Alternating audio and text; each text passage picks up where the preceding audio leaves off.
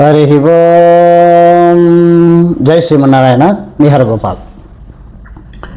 మనం కాస్త మనసుకు బాధగా ఉన్నా, మన కోరికలు తీరలేదని ఇబ్బందుల్లో ఉన్నా, మన వాళ్ళకి ఎవరికైనా ఆరోగ్యం సరిగా లేకున్నా, మనమంతా ఎక్కువ దృష్టిని సారించేది ఆంజనేయ స్వామి గుడికి పోవడం. ఈ ఆంజనేయ స్వామి గుడి విషయంలో మనకు ఆడికి పోతే కొన్ని కష్టాలు తీరిపోతాయనే ఒక నమ్మకం ఉంటుంది. ఇది నమ్మకమే, నమ్మకం వమ్ము కాదు. ఎందుకనంటే ఆంజనేయ స్వామి చిరంజీవి, ప్రస్తుతం కూడా ఆయన జీవించి ఉన్నాడు. కాబట్టి లోకాన్నంతా ఆయన తిరుగుతూ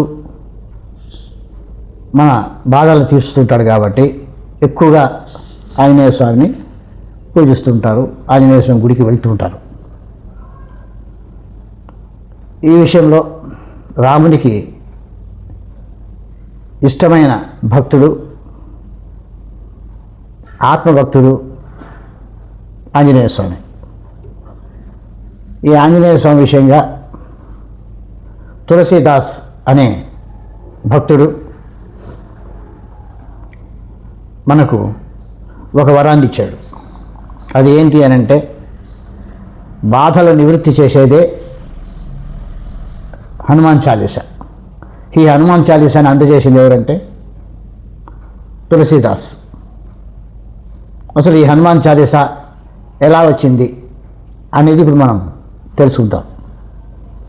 తులసీదాసు ఎంత గొప్ప భక్తుడంటే, రామునికి మహాభక్తుడు తులసీదాస్. తులసీదాస్ ఏది చెప్తే అది జరిగేది. ఆయన వాక్కు అంత గొప్పది. ఈ యొక్క విషయంలో ఆ పరిసర ప్రాంతాల్లో, తులసీదాసు నివసిస్తున్న పరిసర ప్రాంతాలంతా కూడా వారికి ఏదైనా ఇబ్బందులు ఉన్నప్పుడు తులసీదాస్ దగ్గరికి వెళ్ళి ఆ నివారణ ఉపాయాలని తెలుసుకునేవాడు. ఇలా ప్రజలకు దగ్గరయ్యాడు తులసీదాస్. దగ్గరయ్యాడనంటే ఆయనకైనా నేను అందరిలో కలిసిపోవాలి, అందరికీ దగ్గర కావాలని ఆయన కోరుకోలేదు. ఆయన భక్తిభావం వల్ల, ఆయన వాక్ ప్రభావం వల్ల, ఆయన ఏది చెప్తే అది జరుగుతుంది కాబట్టి వాక్ ప్రభావం వల్ల ఆ యొక్క తులసీదాసు ప్రజల మనసుల్లో చోటు చేసుకున్నాడు. ఇలా ఉన్న సమయంలో ఒకానొక సందర్భంలో ఆ తులసీదాసు ఉన్న ప్రాంతంలో ఒక తల్లికి పుత్రశోకం కలుగుతుంది. ఆమె ఏడుస్తూ తులసీదాసు దగ్గరికి రావడం జరుగుతుంది. విషయం చెప్పదు, బాధపడుతూ ఏడుస్తూ ఉంటుంది. ఆ సమయంలో, అమ్మా నీ బాధను నేను నివృత్తి చేస్తాను, ఎందుకు బాధపడుతున్నావు, ఆ బాధ కారణం ఏంటి అని అడగడం జరుగుతుంది. నివృత్తి చేస్తాను అని మాట ఇవ్వడం కూడా జరుగుతుంది. అప్పుడు ఆ యొక్క మహాతల్లి చెప్తుంది, అయ్యా నా కుమారుడు చనిపోయాడు, నా కుమారుడు లేకపోతే నేను బ్రతకను, నా కుమారుడు నాకు దిక్కే, నాకు దిక్కు, కాబట్టి నా కుమారుడు నాకు కావాలి, ఎలాగైనా బతికించి తండ్రి అని తులసీదాస్ పాదాల మీద పడుతుంది. తులసీదాస్ అప్పుడు ఆలోచిస్తాడు, ఒక వ్యక్తి చనిపోయిన తర్వాత తిరిగి బ్రతికించడం అసాధ్యం. అయితే ఆ శ్రీరామచంద్రుడే నా నోట ఈమెకి వాగ్దానం కల్పించాడు కాబట్టి ఆమె కుమారుని బ్రతికించాలని శ్రీరామచంద్రుడిని ప్రార్థన చేయడంతో ఆ అబ్బాయి తిరిగి బ్రతకడం జరుగుతుంది. ఈ విషయము ఆ నోట ఈ నోట జరిగి ఇది అసాధ్యమే. ఎందుకు అనంటే మరణించిన వ్యక్తి బ్రతకడం అనేది అసాధ్యం. అలాంటిది తులసీదాసు వాక్కు వల్ల, ఆయన భక్తిభావం వల్ల తిరిగి పునర్జన్మ ఎత్తడం, ఆ తల్లి శోకాన్ని, ఆ తల్లి పుత్ర శోకాన్ని నివృత్తి చేయడం అందరికీ తెలిసిపోతుంది. అలా తెలిసి తోటర్మల్ అక్బర్ సాహెబ్ దగ్గర కూడా చేరిపోతుంది ఈ విషయం. అప్పుడు అందరూ తులసీదాసు దేవునితో సమానం అని కొనియాడుతుంటారు.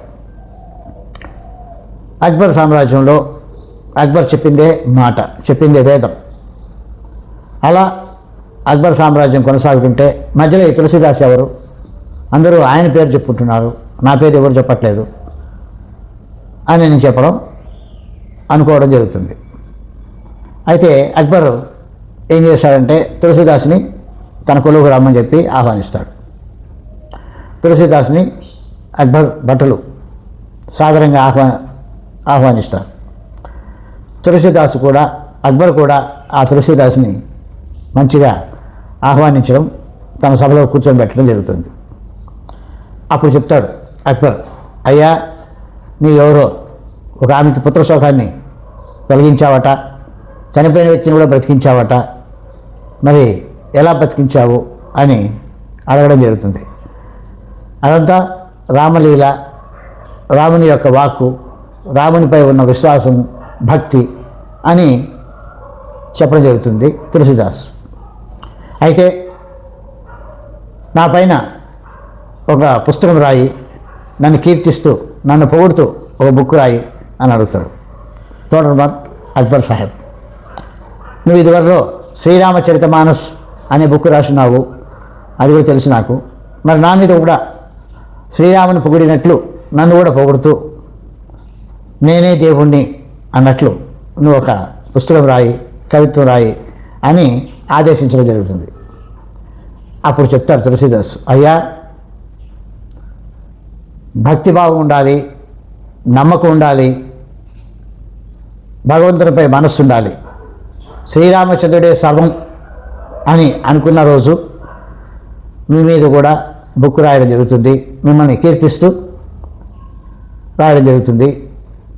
మరి అలాంటివి మీరు నమ్ముతున్నారా అని అంటే నేను నమ్మను అంటాడు. నమ్మకపోతే నేను రాయలేను అంటాడు. రాసి తీరాలంటాడు. మీరు రాసైనా, నేను కేవలం భక్తుడినైనా, రామభక్తుడినైనా, నేనైతే ఇలాంటి సాహసం చేయలేను, నాచే రాముడు రాయించలేడు అని చెప్పడం జరుగుతుంది. అప్పుడు తోటర్మల్ అక్బర్ సాహెబ్కి కోపం వచ్చి చెరసాలలో బంధించి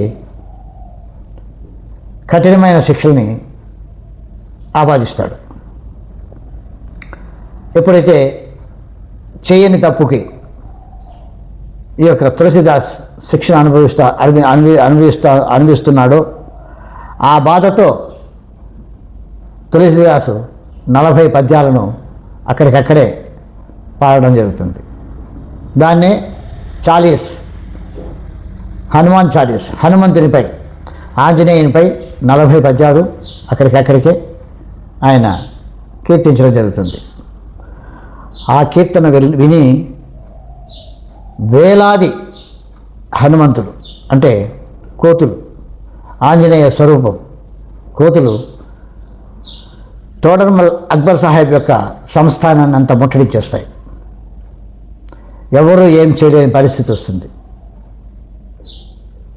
అసలు మెయిన్ గేట్ పైన ఆయన కూర్చుంటాడు. కూర్చొని ఆంజనేయ స్వామి, సాక్షాత్ ఆంజనేయ స్వామి కూర్చొని ఉన్నప్పుడు ఈయన పాడిన కీర్తనల వల్ల వేలాది, లక్షలాది కోతులు, అంటే హనుమ స్వరూపం, ఆ యొక్క సంస్థానాన్ని ముట్టడించడం జరుగుతాయి. అప్పుడు అక్బర్ కూడా భయపడిపోయి, అయ్యా నీ భక్తికి నేను శిరస్సు వంచి నమస్కరిస్తున్నాను, నేను తప్పిదం చేశాను,